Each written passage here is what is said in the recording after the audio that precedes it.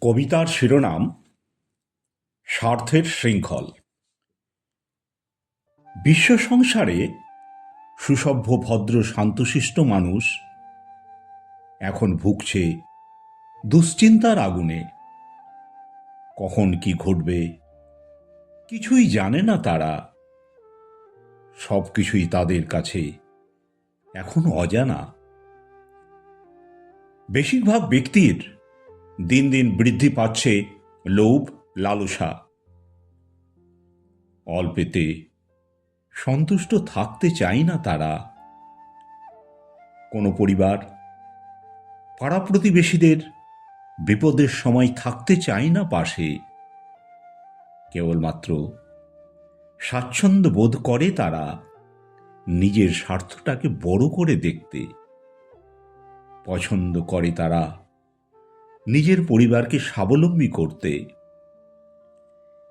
এক গোষ্ঠী চায় অন্য গোষ্ঠীকে পায়ের তলায় ফেলে নিজেদের মতামতকে বিশ্বের দরবারে তুলে ধরতে। ধনশালী দেশের নিজেদের রয়েছে প্রচুর ধনসম্পদ, তাতে সন্তুষ্ট নয় তারা। চায় আরো বেশি বেশি নতুন সম্পদ। নিতে চায় অন্য দেশের ধনসম্পদ। বৃদ্ধি করতে চায় নিজেদের দেশের প্রতিপত্তি। হতে চায় আরো বেশি শক্তিশালী। ধ্বংস করতে চায় অন্য অপেক্ষাকৃত দুর্বল দেশকে। এক শত্রু দেশের পিছনে লেলিয়ে দিতে চায় অন্য শত্রু দেশকে। এক দেশ অন্য দেশের সঙ্গে শুরু করে দেয় যুদ্ধ।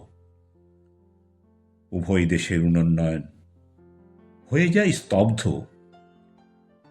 উভয় দেশে হয় ক্ষতিগ্রস্ত। সাধারণ মানুষের জীবন হয় বিপন্ন। পাগলের মতো খুঁজে বেড়ায় তাদের নিরাপদ আশ্রয়।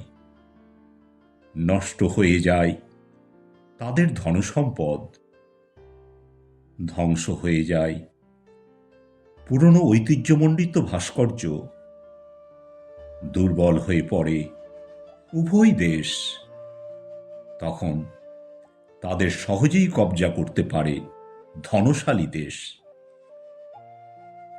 কিন্তু বুঝতে চায় না তারা এই বিধ্বংসী কর্মকাণ্ডের পরিণাম, যেখানে প্রত্যক্ষ বা পরোক্ষভাবে কম বেশি সব দেশকেই মেটাতে হবে এর দাম।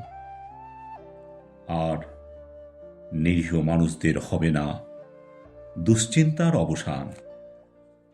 এখন হতাশা, হয়রানি আর অপেক্ষার দিনক্ষণ। কলমে ও কণ্ঠে রবীন্দ্রনাথ সরকার।